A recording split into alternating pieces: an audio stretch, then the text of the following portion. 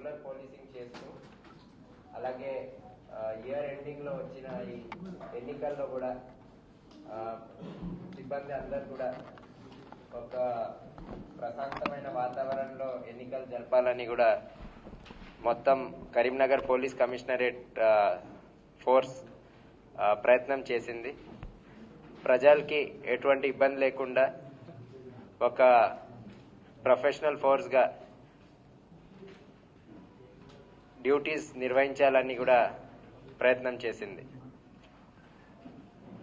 Regular policing భాగంగా crime registration అంటే FIR register చేయడం జరిగింది. అలాగే దర్యాప్తు కూడా చేసి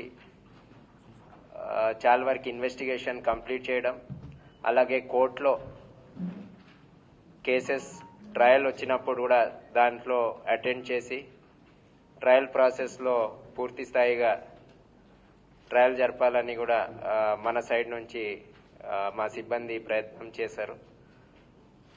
చాలా వరకు ఛాలెంజెస్ వచ్చింది ఈ సంవత్సరంలో కూడా. ప్రతి సంవత్సరం వస్తూ ఉంటుంది, బట్ ప్రతిసారి ఒక కొత్త ఛాలెంజ్ వస్తుంది. ముఖ్యంగా ఈసారి ఎలక్షన్స్ చూస్తే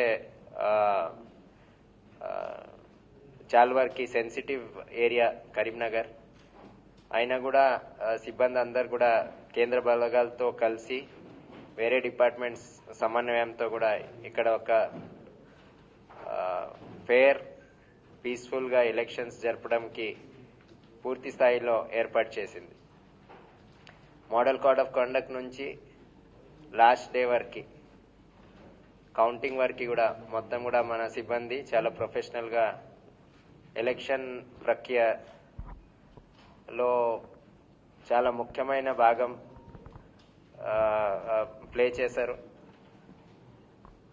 ఇది కాకుండా మీరు చూస్తే మీకు ఆల్రెడీ మేము క్రైమ్ స్టాటిస్టిక్స్ ఈ ఇయర్లో ఉండే ఎక్కడెక్కడ ఎన్ని డిఫరెంట్ క్రైమ్స్ హెడ్స్ కింద ఎలాగా క్రైమ్ ప్యాటర్న్ ఉండేది కరీంనగర్ కమిషనరేట్లో అది ఆల్రెడీ ఆ డేటా ఇవ్వడం జరిగింది. టోటల్గా 5,900 ఎఫ్ఐఆర్స్ ఈ సంవత్సరం ఇక్కడ రిజిస్టర్ చేయడం జరిగింది. అలాగే మన సెంట్రల్ కంప్లైంట్ సెల్లో కూడా 1,268 పెటిషన్స్ రిసీవ్ చేయడం జరిగింది. డయల్ 100 సిస్టంలో 43,000 కాల్స్ రిసీవ్ చేసి దానిపైన యాక్షన్ తీసుకోవడం జరిగింది. అది కాకుండా ఎన్నికలప్పుడు కూడా మోడల్ కోడ్ ఆఫ్ కండక్ట్లో 185 కేసెస్ రిజిస్టర్ చేసి ఆ కేసెస్ ఇన్వెస్టిగేషన్ కూడా ఆల్మోస్ట్ కంప్లీట్ చేయడం జరిగింది.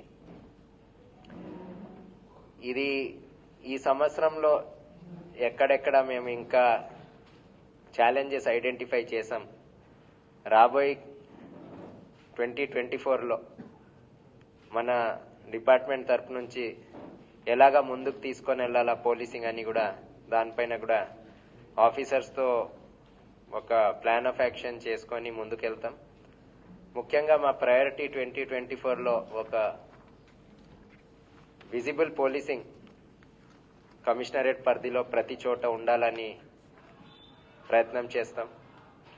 విజిబుల్ పోలీసింగ్తో సహా రెస్పాన్సివ్ పోలీసింగ్ అంటే ఫిర్యాదు వస్తారు, పోలీస్ స్టేషన్ వచ్చేసి మనకి కటింగ్ ఎడ్జ్ లెవెల్ క్షేత్రస్థాయిలో కాబట్టి పోలీస్ స్టేషన్ల లెవెల్ అలాగే సర్కిల్ లెవెల్లో, ఏసీపీ లెవెల్లో, సిపి ఆఫీస్ లెవెల్లో కూడా ఎక్కడ చూస్తే కూడా ఒక రెస్పాన్సివ్ పోలీస్ ఫోర్స్గా అందరికీ తయారు చేయాలని అదే దృష్టితో ముందుకెళ్తాం. ప్రతి ఫిర్యాదు ఎవరు తీసుకొని వస్తారు, పెటిషనర్ వస్తారు, వాళ్ళకి ప్రాపర్గా వాళ్ళ పెటిషన్ అర్థం చేసుకొని చట్టపరంగా ఏం యాక్షన్ తీసుకోవచ్చు దానిపైన ఇమీడియట్గా రెస్పాండ్ చేయాలని అదే దృష్టిలో ముందుకెళ్తాం. అది కాకుండా illegal activities, anti social elements ఎవరు ఉన్నారు, ఇల్లీగల్ యాక్టివిటీస్ అసాంఘిక కార్యకర్త ఎవరు చేస్తారు వాళ్ళపైన కూడా చాలా చట్ట ప్రకారంగా కఠినంగా చర్యలు తీసుకోవడం జరుగుతుంది. ముఖ్యంగా ఇక్కడ ఐడెంటిఫై చేసే ప్రాబ్లమ్స్లో ఈ శాండ్ ఇష్యూలో కూడా చాలా వరకు మాకు కంప్లైంట్స్ కానీ కాల్స్ వస్తూ ఉంటుంది. ఈ మధ్యకాలంలో చూస్తే కూడా మా సిబ్బంది చాలా వరకు ఎక్కడ కూడా ఇల్లీగల్గా శాండ్ పోతుంటే దానిపైన యాక్షన్ తీసుకొని వెహికల్ సీజ్ చేయడం, కేసెస్ రిజిస్టర్ చేయడం, దొంగతనాల కేసు, ఎందుకంటే అది గవర్నమెంట్ ప్రాపర్టీ శాండ్ కూడా, పీడీపీపీ యాక్ట్లో అలాగే 379లో కేసెస్ కట్టి కొన్ని ఇన్స్టెన్సెస్లో రిమాండ్ కూడా చేయడం జరిగింది. ఇదే ఇంకా ఈ వచ్చిన సంవత్సరంలో కూడా ప్రతి ఇల్లీగల్ యాక్టివిటీ పైన చాలా ఫోకస్డ్గా అండ్ స్ట్రిక్ట్గా యాక్ట్ చేయడానికి అందరికీ ఇన్స్ట్రక్షన్స్ ఇవ్వడం జరుగుతుంది. ఈ భాగంగా డ్రగ్స్ విషయంలో చూస్తే కూడా ఎన్డీపీఎస్ యాక్ట్లో కూడా లాస్ట్ ఇయర్ కేసెస్ రిజిస్టర్ అయింది. ఆ స్టాటిస్టిక్ అక్యూజ్ కూడా 45 అక్యూజ్డ్ అరెస్ట్ చేయడం జరిగింది. అలాగే ఇప్పుడు దానికి ఇంకా ఫోకస్ పెడుతూ ఈ సంవత్సరంలో కూడా ఎక్కడెక్కడ ట్రాన్సిట్ పాయింట్స్ ఉంది, సోర్సెస్ ఏముంది, ఎక్కడ వస్తుంది, దానిపైన కూడా నిఘా పెట్టి స్పెషల్ టీమ్స్ ఫామ్ చేసి దానిపైన కూడా యాక్షన్ తీసుకోవడం జరుగుతుంది.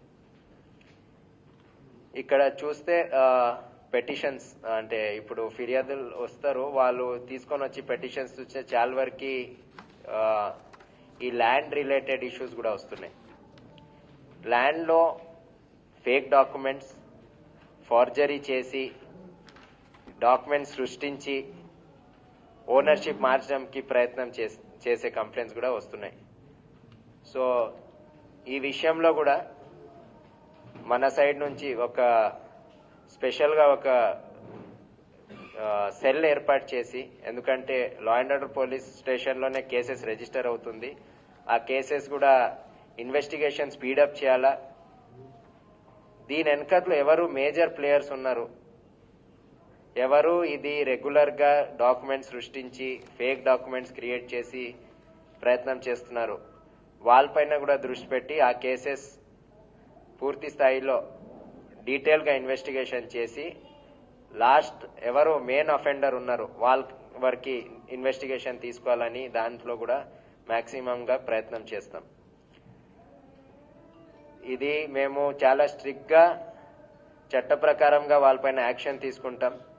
ఎవరెవరు ఈ వెనకట్లో ఉన్నారు ఓన్లీ ముందు ఎవరు పేరు పెట్టేసి చేయడం కాకుండా బ్యాక్గ్రౌండ్లో ఎవరెవరు ఇది చేశారు, లాస్ట్ పర్సన్ ఎవరు ఉన్నారు వాళ్ళపైన కూడా చాలా స్ట్రిక్ట్గా చట్ట ప్రకారంగా యాక్షన్ తీసుకోవడం జరుగుతుంది.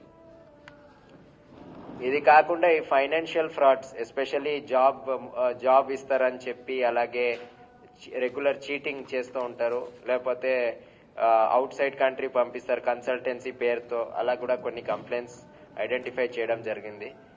ఈ సంవత్సరం వచ్చిన సంవత్సరంలో కూడా మేము దానిపైన కూడా దృష్టి పెట్టుకుంటాం. Financial frauds, especially job frauds, లేకపోతే బయట పంపించి ఏదైనా ఎంప్లాయ్మెంట్ ఇప్పిస్తారని, అలాగే ఏదైనా ఓవర్సీస్ జాబ్స్ కోసం కూడా ఫ్రాడ్ చేయడం వాళ్ళపైన కూడా యాక్షన్ తీసుకోవడం జరుగుతుంది. సైబర్ క్రైమ్ వస్తే చాలా వరకు ఎంత అవగాహన వస్తుంది, పబ్లిక్ లో కూడా వస్తుంది, అయినా కూడా ఇది ఎక్కడ కూడా తగ్గేట్లాగా కనిపించడం లేదు. సో సైబర్ క్రైమ్ లో అవేర్నెస్ కాకుండా కొద్దిగా మన సిబ్బందిలో కూడా కెపాసిటీ బిల్డింగ్ చేసి కేసెస్ ఇన్వెస్టిగేషన్ లో కూడా మాక్సిమం ఎంత మేము చేయొచ్చు, ఎందుకంటే ఇక్కడ క్రిమినల్స్ ఇక్కడ ఉండరు, చాలా వరకు వేరే రాజ్యాల్లో ఉంటారు, లేకపోతే అవుట్ సైడ్ కంట్రీ నుంచి కూడా ఆపరేట్ చేస్తూ ఉంటారు. సో ముఖ్యంగా అవేర్నెస్ ఒకటి స్ప్రెడ్ చేయడం పబ్లిక్ లో, దట్ కొద్దిగా జాగ్రత్తలు వాళ్ళు ఉండాలి, జాగ్రత్తలు తీసుకోవాలా, లేకపోతే సైబర్ క్రైమ్ చాలా ఈజీగా వాళ్ళకి చీటింగ్ అయిపోతుంది, ఒక్క నిమిషంలో చాలా లక్షల డబ్బులు కూడా పోవచ్చు. సో అవేర్నెస్ తో పాటు కొంత ఇన్వెస్టిగేషన్ లో కూడా మన ఫోకస్ పెడతాం. ఇక్కడ టౌన్ ప్రాంతాల్లో చూస్తే కొన్ని ట్రాఫిక్ సమస్యలు కూడా ఉన్నాయి, అవి కూడా ఐడెంటిఫై చేస్తున్నాం మేము. రాబోయే రోజులో ట్రాఫిక్ అండ్ రోడ్ సేఫ్టీ పైన కూడా మన ట్రాఫిక్ వింగ్ కి ఇంకా స్ట్రెంథెన్ చేసుకొని ట్రాఫిక్ సంబంధించిన వేరే డిపార్ట్మెంట్స్ అంటే వాళ్ళకి కూడా కొన్ని రోల్స్ ఉంటాయి, అది రోడ్ రీఇంజనీరింగ్ ఉండొచ్చు, తర్వాత రోడ్ సేఫ్టీ విషయంలో కూడా వేరే డిపార్ట్మెంట్స్ది కూడా కొంతవరకు రోల్ ఉంటుంది. సో వాళ్ళందరికీ కూడా ఇన్వాల్వ్ చేసుకొని ఒక సమన్వయంతో ట్రాఫిక్ అండ్ రోడ్ సేఫ్టీ పైన కూడా దృష్టి పెట్టుకుంటాం. ఇవి కాకుండా ఏదైనా ఛాలెంజెస్ వస్తూ ఉంటుంది, ముఖ్యంగా పోలీస్లో మేము ఈ ఛాలెంజ్ వస్తుంది లేకపోతే ఈ క్రైమే ఉంటుందని ఎక్కడ కూడా మేము దానికి ఫ్రీజ్ చేయలేం. కొత్త కొత్త ఛాలెంజెస్ వస్తూ ఉంటుంది పోలీసింగ్లో. సో దానిపైన కూడా మేము అలర్ట్ గా ఉంటాం. ఎప్పటికెప్పుడు అది కొత్త ఛాలెంజ్ వస్తే కూడా దానికి హ్యాండిల్ చేయడానికి మన సిబ్బందికి కూడా ట్రైనింగ్ ఇస్తూ అలాగే అలర్ట్ ఉండాలని కూడా ఇన్స్ట్రక్షన్స్ ఇవ్వడం జరుగుతుంది. ఇప్పుడు నూతన సంవత్సరం అంటే 31 డిసెంబర్ సెలబ్రేషన్స్ చేయాలని చాలా మంది అనుకుంటారు. మా డిపార్ట్మెంట్ నుంచి సలహా ఏమంటే మీరందరూ కూడా సెలబ్రేట్ చేయడంలో తప్పలేదు, కానీ పబ్లిక్ న్యూసెన్స్ చేసుకొని సెలబ్రేట్ చేయడానికి ఎటు పరిస్థితిలో అవకాశం ఉండదు. ఈవెంట్స్ ఎవరైనా ఆర్గనైజ్ చేస్తే వితౌట్ పర్మిషన్ వాళ్ళపైన కేసెస్ నమోదవుతుంది. ఎవరు ఆర్గనైజర్స్ ఉన్నారు, ఎక్కడ ఏ ఫంక్షన్ హాల్ కానీ ఎక్కడైనా లొకేషన్ లో చేస్తున్నారో ఓనర్ పైన కూడా కేసెస్ నమోదవుతుంది. సో ఎవరైనా ఏదైనా ఈవెంట్స్ ప్లాన్ చేస్తున్నారో వాళ్ళు ఖచ్చితంగా పర్మిషన్ ముందే తీసుకోవాలా. ఎలాగైనా అంటే ఎటువంటి ఇల్లీగల్ యాక్టివిటీస్ ఆ ఈవెంట్స్ లో ఆర్గనైజ్ చేయకూడదు. సో దానికి మేము పర్మిషన్ కండిషన్స్ కూడా ఇస్తాము. అలాగే రోడ్లో వచ్చేసి న్యూసెన్స్ చేసుకొని జనరల్ పబ్లిక్ ఇబ్బంది పెట్టుకొని అలాగే యాక్టివిటీస్ చేస్తే మాత్రం మేము కూడా కఠినంగా చర్యలు తీసుకుంటాం. Drunk and driving, triple riding or any form of nuisance ఉంటే కూడా న్యూ ఇయర్ కోసం కూడా అంటే న్యూ ఇయర్ ఈవ్ రోజు ఖచ్చితంగా మేము పోలీస్ రోడ్లో ఉంటుంది. ఎటు పరిస్థితితో ఇవన్నీ అలౌ చేయం. మేము చెక్ పోస్ట్ ఏర్పాటు చేయడం జరుగుతుంది. డ్రంక్ అండ్ డ్రైవింగ్ కోసం స్పెషల్ టీమ్స్ పెట్టడం జరుగుతుంది. సో ఆ రోజు అందరు కూడా మన పోలీస్ యంత్రాంగం మొత్తం కూడా అలర్ట్ ఉంటుంది, ఫీల్డ్లో ఉంటుంది. ప్రజలందరికీ మేము అపీల్ చేస్తున్నాం ఏంటంటే మీరు న్యూ ఇయర్ సెలబ్రేషన్స్ ఒక పీస్ఫుల్ వేలో చేసుకోండి. వేరే వాళ్ళకి చుట్టుపక్కల వాళ్ళకి ఇబ్బంది పెట్టకుండా, జనరల్ పబ్లిక్ ఇబ్బంది పెట్టకుండా హ్యాపీగా మీ ఇంట్లో సెలబ్రేట్ చేసుకోవచ్చు. సో నా తరఫు నుంచి అంతే. ఇంకా మీ దగ్గర ఏమైనా క్వశ్చన్స్ ఉంటే మీరు అడగచ్చు.